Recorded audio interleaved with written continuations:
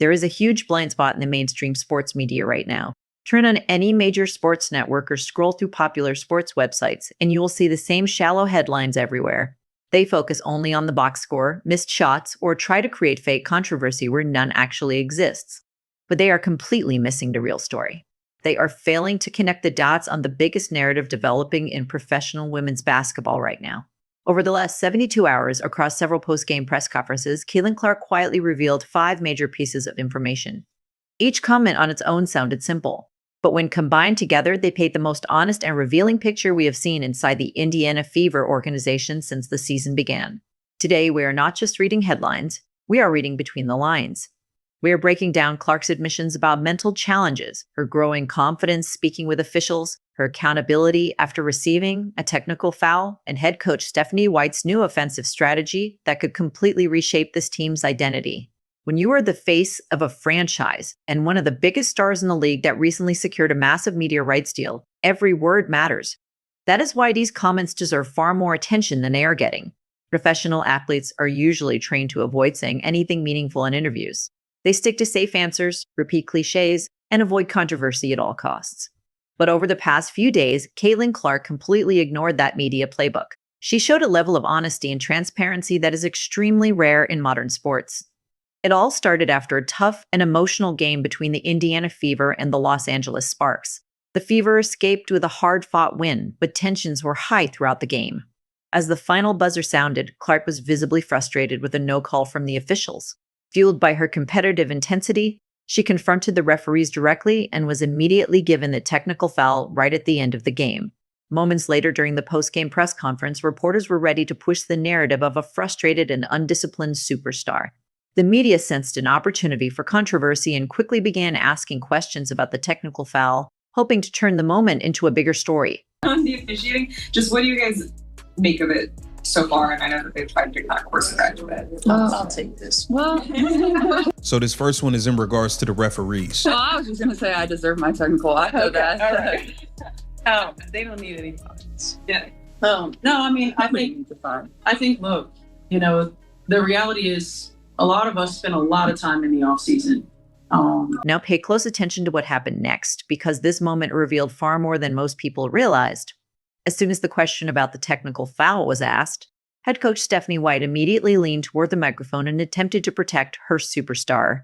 Before Caitlin Clark could even answer, White quickly said, "I'll take this one," trying to shield her player from criticism and possible league fines. But Clark instantly interrupted and took responsibility herself. She calmly looked at the media and admitted, "I deserve my technical." In response, Stephanie White smiled and joked that they did not need to be paying unnecessary fines to the league office. On the surface, it looked like a small exchange. In reality, it revealed something much deeper about the relationship inside the Indiana Fever locker room. Think about the psychology of that moment. The head coach was ready to defend her franchise player publicly, yet Clark refused to hide behind excuses. She did not blame the referees, complain about officiating, or avoid accountability. Instead, she openly admitted that she crossed the line emotionally and accepted the consequences without hesitation. That level of accountability goes far beyond media training. It shows maturity, emotional growth, and leadership from a player carrying enormous pressure at such a young stage of her career. At the same time, the exchange also exposed the growing trust between Stephanie White and Caitlin Clark. Despite all the noise, confusion, and inconsistent messaging surrounding the organization throughout the offseason, this interaction showed genuine chemistry between coach and superstar. It showed two people who clearly communicate, understand each other, and are building a real partnership behind the scenes. That kind of relationship is often the foundation of championship-level teams. What makes this even more interesting is that only days before receiving that technical foul, Caitlin Clark had already been discussing the larger officiating situation publicly. And once you connect those earlier comments with this moment, you can clearly see the evolution happening in her game and mindset. All right. Oh, they don't need any fines. Yeah. No, I mean, I think, look, the reality is a lot of us spend a lot of time in the off season on various committees trying to remedy this officiating thing. And what we said was that we wanted everything called. Freedom of movement needs to be a thing. And it was not tonight. And I think that there's going to be a calibration, of course, there is. But this felt a lot like last year to me. And Yeah, it was a lot of 3 after the season opening loss against the Dallas Wings, Caitlin Clark made a quiet comment during the post-game press conference that most people completely overlooked. She said, "I honestly probably could have gotten a couple more calls, but that's okay. It sounded calm and harmless on the surface, but the meaning behind it was much bigger than people realized." For the first time in her professional career, Clark publicly acknowledged that she is not consistently getting the foul calls she believes she deserves when attacking the basket. That may sound small, but it represents a major shift in mindset and confidence. During her 2024 rookie season, Clark absorbed constant physical punishment without publicly complaining. She took hard fouls, missed calls, aggressive screens, and relentless contact in silence. No matter how rough the games became, she rarely addressed officiating in front of the media. But the 2026 version of Caitlin Clark is clearly different. She has started to find her voice and understands the level of influence she now carries within the league. She knows the impact she has on ratings, attendance, and the overall growth of women's basketball. Because of that, she is no longer quietly accepting inconsistent treatment on the court. She continues attacking the rim aggressively, initiating contact and challenging defenses physically. But now she is also making it clear, respectfully but firmly, that she expects officials to call the game fairly. Still, the biggest revelation from the last 72 hours has nothing to do with officiating. The most important development actually came from head coach Stephanie White, who introduced a brand new tactical directive that most mainstream sports media completely ignored. While everyone else focused on drama and headlines, almost nobody stopped to explain what White's comments actually mean for the future identity of the Indiana Fever. This team is play make. Like at the end of the day, I can score the ball, I can make threes, but what I can do best for this team is make plays for my teammates, and I know that. And, getting my feet in the paint, spraying it to my teammates. I think that's, what I'm trying to focus on the most. And that, takes my mind away from feeling like I need to make every shot. And, when I get my feet in the paint, good things happen. I can get to the free throw line. I can finish well around the rim. I feel like my speed and my burst is... For head coach Stephanie White recently revealed something extremely important about the future direction of the Indiana Fever offense. She explained that Caitlin Clark is now being challenged to play inline to inline across the floor instead of simply operating top of the key to top of the key. To casual fans, that may sound like ordinary coach terminology, but in basketball terms, it signals a major tactical shift in how the Fever want Clark to play moving forward. What Stephanie White is really saying is that the offense is no longer designed around Clark standing still at the top of the arc while waiting for plays to develop. The team is officially moving toward a motion-based system built around constant movement, off-ball actions, cuts, and screens. Instead of slowly bringing the ball up the court and initiating the offense from 30 feet away, Clark is now being encouraged to move aggressively through the floor, cut through the paint, run off staggered screens, and attack defenses while already in motion. This strategy is not about taking the ball out of Caitlin Clark's hands. It is about changing where and how she receives the basketball. The coaching staff wants her catching the ball while moving downhill toward the basket instead of receiving it in stationary positions against a set defense. The idea behind this philosophy is simple. Continuous movement creates confusion, opens driving lanes, and produces far easier scoring opportunities than a stagnant half-court offense.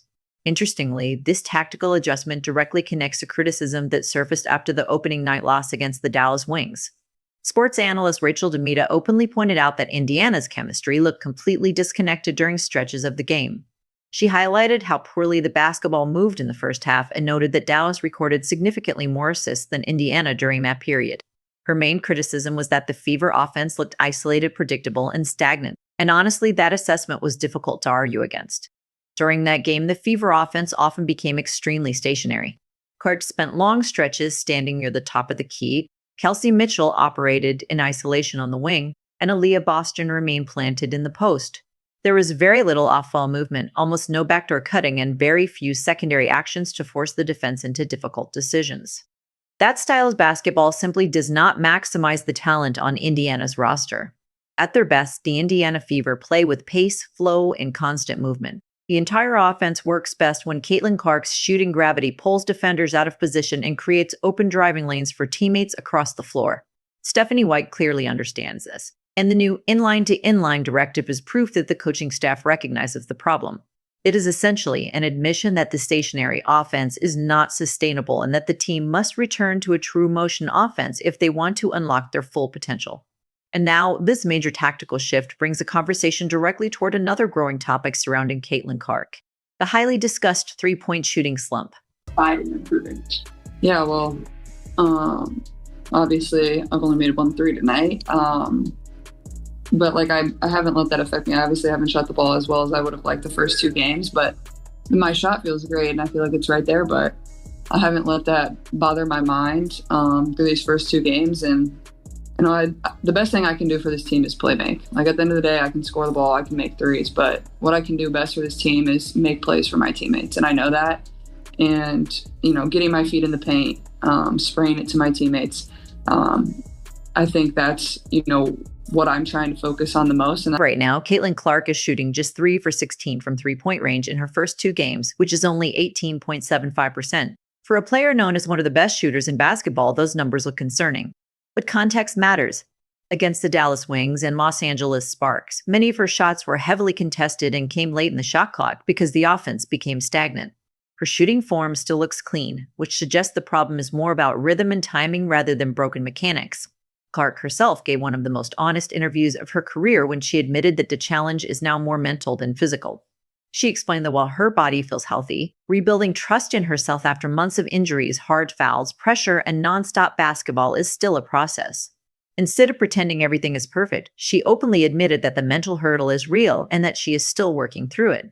The biggest takeaway from the last few days is that nothing happening with Clark or the Indiana Fever is impossible to fix. Her shooting slump looks more like early season rust than a long-term issue. She is still averaging around 22 points and over 7 assists per game, even while adjusting to a new offensive system under head coach Stephanie White. The playmaking, leadership, and confidence are still there, and if the new motion offense starts clicking, the Fever could look completely different very soon.